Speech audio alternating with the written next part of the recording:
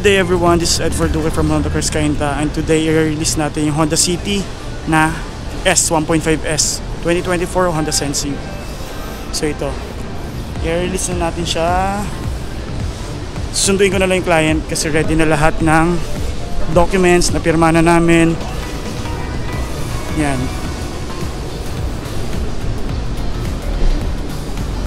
So tara, punta na natin yung client.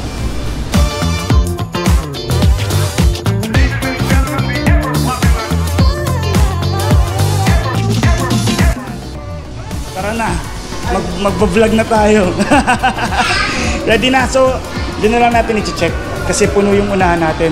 Pwede nyo nang dalhin yung gamit nyo, tapos check muna natin yung unit. Actually pwede nang dalhin yan, iwan na natin doon.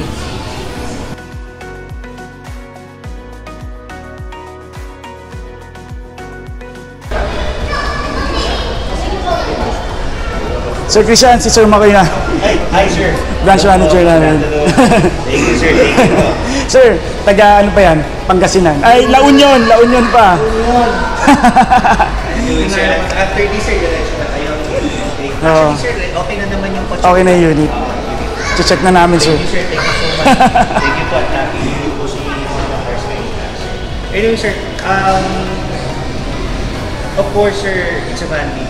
So just in case, in the future, so if you have concerns or if you have questions with regards to the services sa kotse natin, so you can call na lang. Tapos coordinate na lang. If you're in the area, sir, punta na lang tayo po, sir. Okay. Thank you, sir. Again. Ayun. Ano sir? Check na natin. Tapos, actually, dalawa yung susi nun. Yung isang susi, nandun sa unit natin. Tapos, ito yung spare key natin.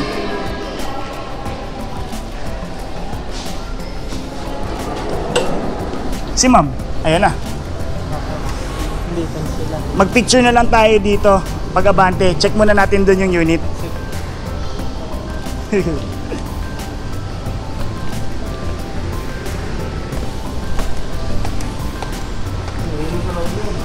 Uwi na ng La Union.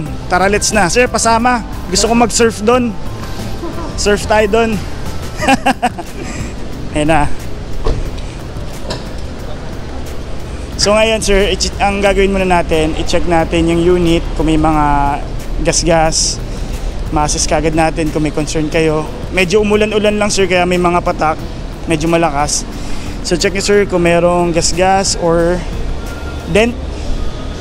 Pero dito naman masisipat mo na agad if ever na may gas-gas. Kasi once na may gas-gas naman, medyo off yung medyo mas lighter. Yan sir, medyo umaanggi eh, pag ano eh. Ito, ipot. May hipo na minsan. Ayan. Tapos dito, kung sa Metro Manila kayo magta-travel, ang ending plate natin kasi for now is 7. Ah, okay. So every Thursday yung coding niya. Pero sa inyo kasi wala namang problema eh. Anytime naman, 24 hours pwede kang mag-travel doon. Pero in case na mapunta ka dito sa Manila, yan, every Thursday ka. Sige sir, tapos ito sa likod, check natin. So yung mga freebies natin, yan, tools. Yan, yung tools natin. Tapos saver na natin, na saver natin na reserve, tapos yung jack natin dito sir. Yan. Dito sir, pwede kang magpalagay ng trunk tray para kung mamamalengke, wet products and dyan, safe, hindi niya ma-absorb. Yan. May ganito na kahit hindi siya, kahit entry level. Yung iba sir, wala kasi mga ganito. Yan. Tapos yung vanity plate, pag once na may ORCR ka na sir, may susulat lang tayo dito. MB file number. Sulat nyo lang sa may ORCR. Yes sir. Pero maganda, magpagawa ka na lang sir ng parang yung lata. Parang plate. Tapos dito sir. Wala pa tayong idea kung ano yung magiging yes sir. final plate. Pagdating sa final plate natin sir, hindi siya kung ano yung nakalagay dyan sa conduction sticker natin. Pwede magbago. Wow. So yun, dito sa harap, ayan. Wala naman. Yun sir, madali lang naman tanggalin. Yung kulay itim, yung para pag nagbukas ang pinto, Para hindi makakagasgas. Gaganunin mo lang yan sir. Pipilin mo lang yan. Then, yan, sa nguso, ayan, walang mga gasgas sir. Then yung headlight natin sir ha, DRL, naka DRL, tapos projector light, tapos halogen. Tapos naka Honda sensing tayo. Meron tayong natawag na auto high beam, auto low beam, and then auto headlights. So pagka kunwari medyo makulimlim, automatically magbubukas yung headlight niya.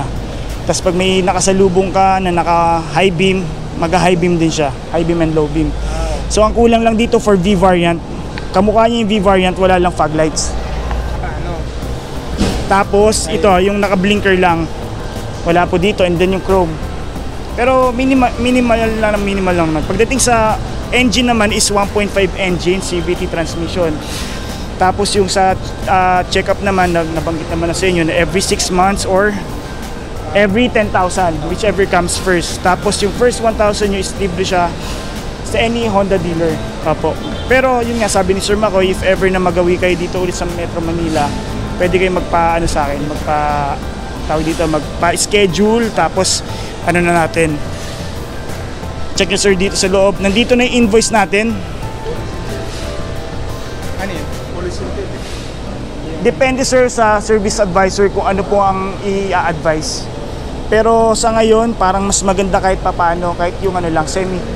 Kasi every 6 months, kailangan mo magpapalit eh. So, every 6 months sir, pag yung Honda. Hindi sa every 5,000.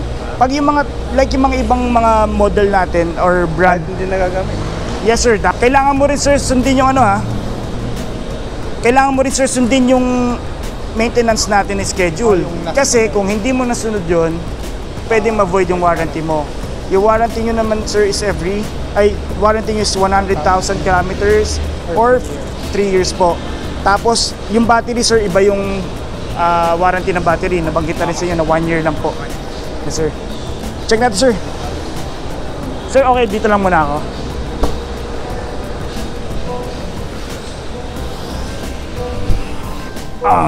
Yan. Sige sir. Tapos dito naman sa loob sir, hindi na natin tinanggal yung mga plastics sir. Nandito pa rin all the plastics, pati ito. Ito na lang yung tinanggal kasi para mapunasan, kasi dahil minsan pag umuulan, madumi dito sa part na ito na naanggihan. So ito sir, naka push start. Sa push start sir, basta nandito sa loob yung yung susi natin. Push nyo lang to, yung engine start. Preno for safety. Yan. Pwedeng preno bago engine? Kailangan talaga sir, nakapreno ka. Bago mo pindutin? Yes sir, kasi pag hindi ka nakapreno, hindi siya mag-i-start. Kasi for safety feature yun. And then, ito sa aircon, yung vent. Tapos dito sir yung sa temperature natin. Kung gusto yung mas malamig, ayan, bababa yung yung mga bar. Pag papunta kang gitna, painit yan sir, hanggang mag-heater ka. May heater din to? Yan sir, may heater. Para pag nagbagyo ka, may heater ka, di ba? O, pwede ka mag-heater, yan. Kasi malapit na sa inyo. Yan. Pero dito, medyo mainit. Yan, dyan tayo. Tapos dito sir, power lock, door lock, window. Yung sa window sir, wag nyo munang ibababa within mga 3 to 4 days. Pindutin lang muna natin itong sa window para malak po lahat. Okay.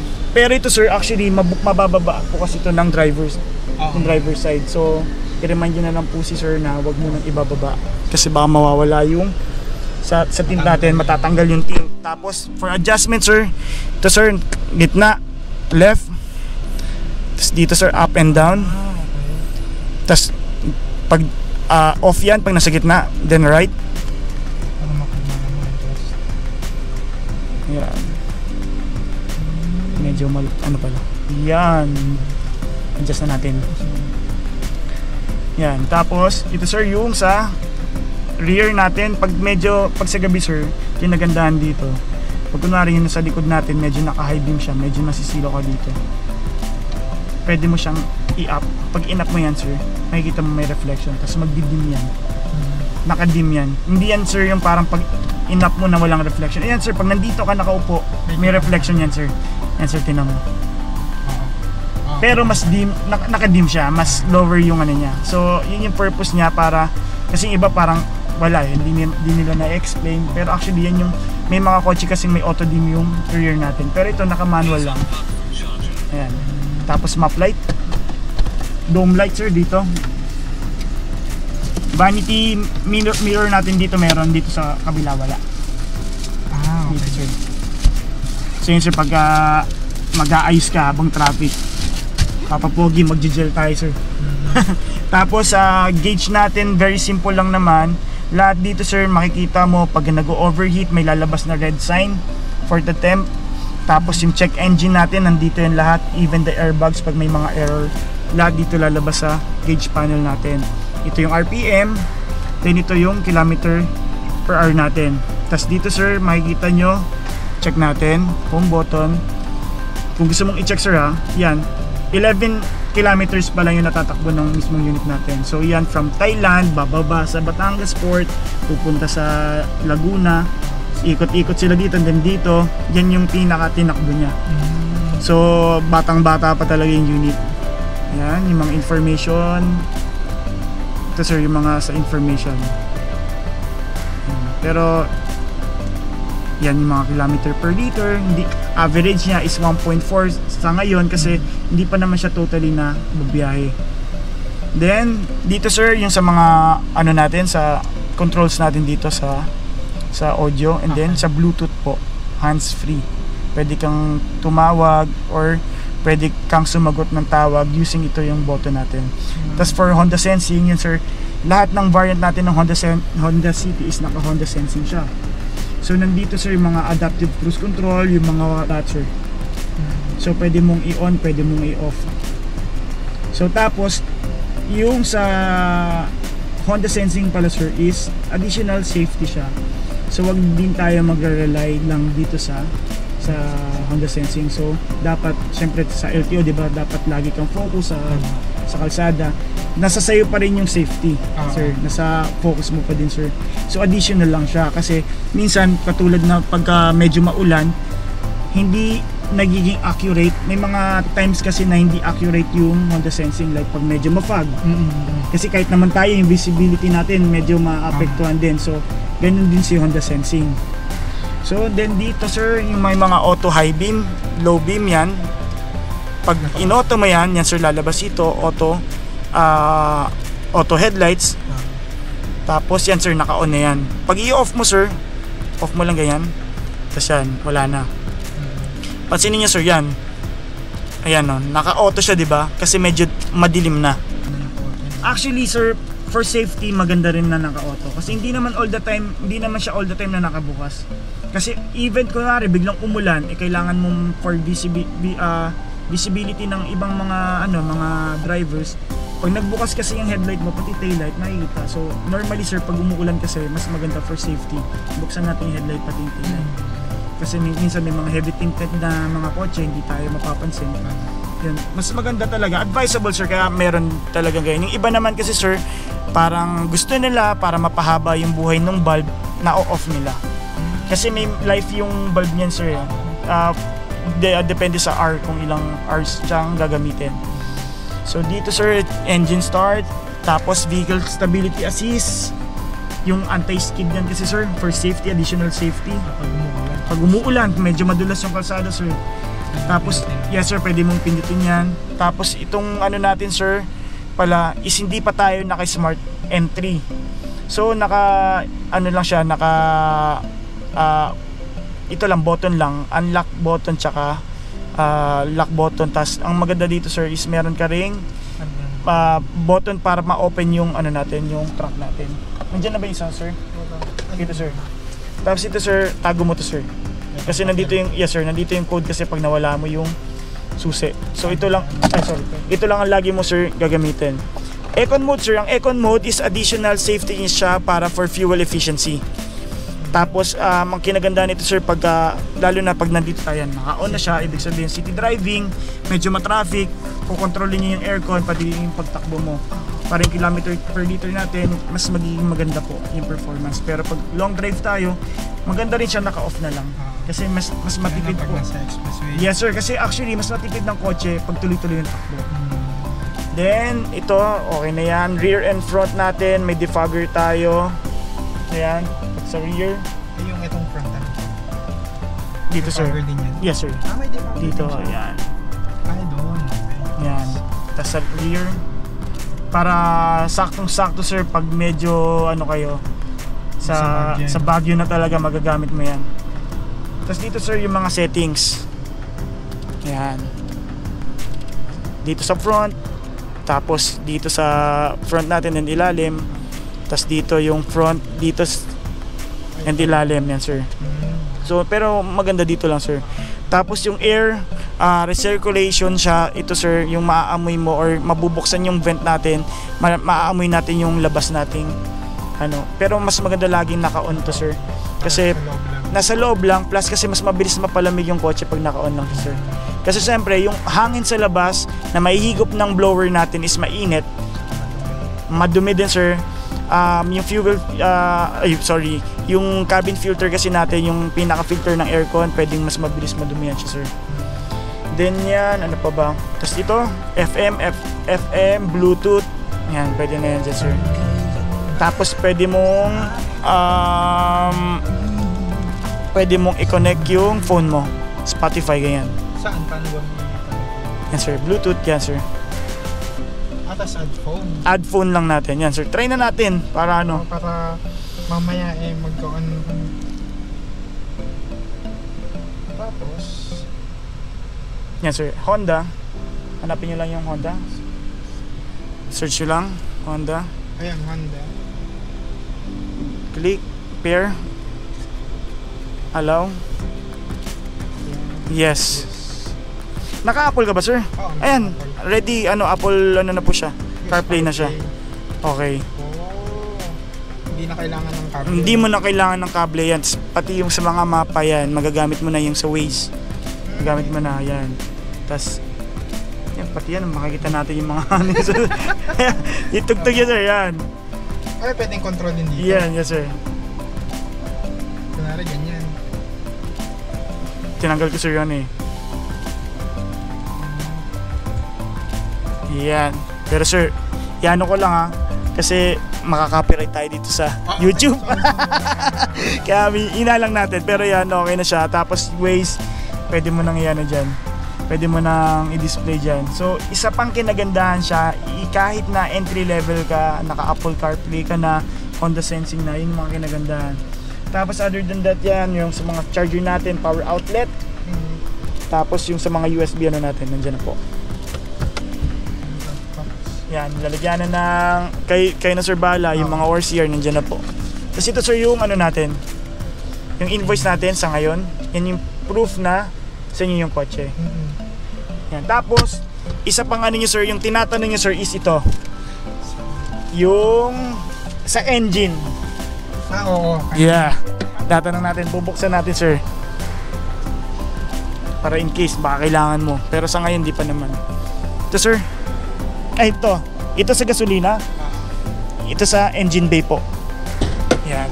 Tapos sir, dito kayo, ipapakita rin ako sa inyo.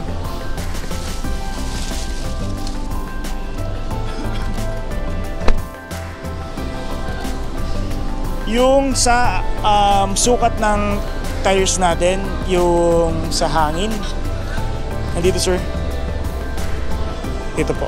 Ay, dito. Yan, i-check din dito po. Ayan sir, 33, 36 sa likod. Yan, 32, 33. Ano yan, to yan po yung mga natin. Ito sir, yung mga gauge natin. Tapos ito, ba't magkaiba sila dito? Ito sir, kung may karga ka. May karga ka tsaka sa walang karga. Ito sir, pag wala, 33 and 32. Pag may karga ka sir, 36 or ano yan. 30. Tapos ito rin yung sa takbo rin pala sir, kung kailangan mong mas mataas pa. Hindi naman siguro aabot ng ganyan ito kasi kataas. sir, if lower. lower 160 or kung mas mataas sir. Yes, sir. Tapos yung tire sa likod natin ito. Yan yung pinaka sa gauge natin. Kasi sir, check na natin ito. Nabuksan na pala. Ito 1.5 engine CVT, 121 horsepower, double overhead cam po yung ano natin. Tapos yung sa ABS, ito yung sa ano natin sa computer box. Tapos ito yung battery natin. Pero normally sir, ang unang-una talaga napapalitan nito. Battery. Yes sir. So if ever na malobat kayo sir, pag ano, maganda mag-motolate ka na kagad para mas maganda ng baterya. Kasi ito sir, walang ano parang for trial lang eh. Okay. Kaya 1 year lang din siya. Hindi siya branded. So pinaka the best talaga pagka nag-branded ka na na baterya. More than minsan parang umaabot na ng 2 to 3 years yung mga battery. Ito sir, minsan sa totoo lang medyo nauuna siyang nawa-warranty. Yun. So yan, malinis sir. Tapos na nilagyan na ng ano to mga tanong. So ready na for... Ready na yan sir, ready na po yan sir. Tapos normally ang chine-check lang naman dito yan. Diba sa LTO lagi mo check yung brake fluid mo. Kasi minsan di natin alam, biglang may magkakatagas or baka biglang may natamaan tayong bato. Tapos ito sir, laging chine-check. Ito kasi sir yung sa washer natin. Tapos ito sir, laging chine-check din yung pinaka sa ano natin sa coolant natin sir, kasi yan yung reserva sir, nandito po. Makikita nyo dito sa side na to yung guhit. Yung upper na guhit, tapos yung lower minimum. Dapat nandun lang tayo in between. Hindi tayo pwedeng bumaba. So ngayon, medyo puno pa siya. Yan. Tapos, yun sir, okay na tayo. Tapos, pupunta tayong ano sir, pupunta tayong Petron. Papasin na natin yung ano natin. Ito sir yung pinakala natin. Tapos ano yun sir, sa saraduan, medyo taasan mo. Huwag kayo matakot na medyo malakas mo. Kasi pag tinulak mo siya, then yung signal, magdident pa siya. So, tayo doon, tapos picture lang tayo. After natin mag-picture, ito tayo petrol. Yes tayo. Ano?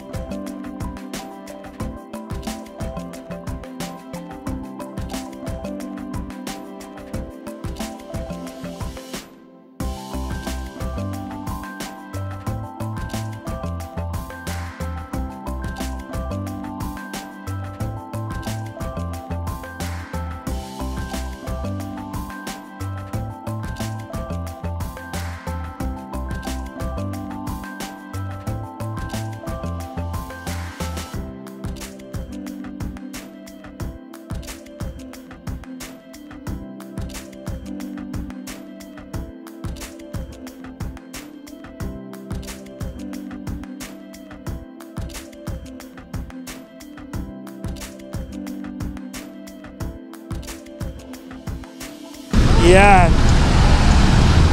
Okay. Yes sir. Thank you sir. Thank you sir. Salamat. Ingat sir. Ingat.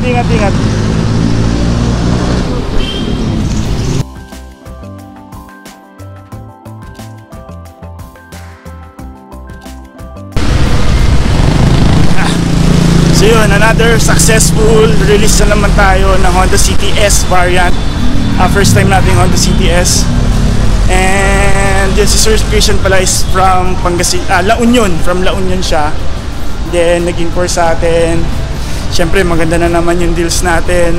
So kinuha niya, grinab niya. And sobrang bilis na nun. Actually ilang ano lang, siguro mga 1 day to 2 days may approval na siya kagad. Bang approval. Tinulungan natin siya magkaroon ng approval.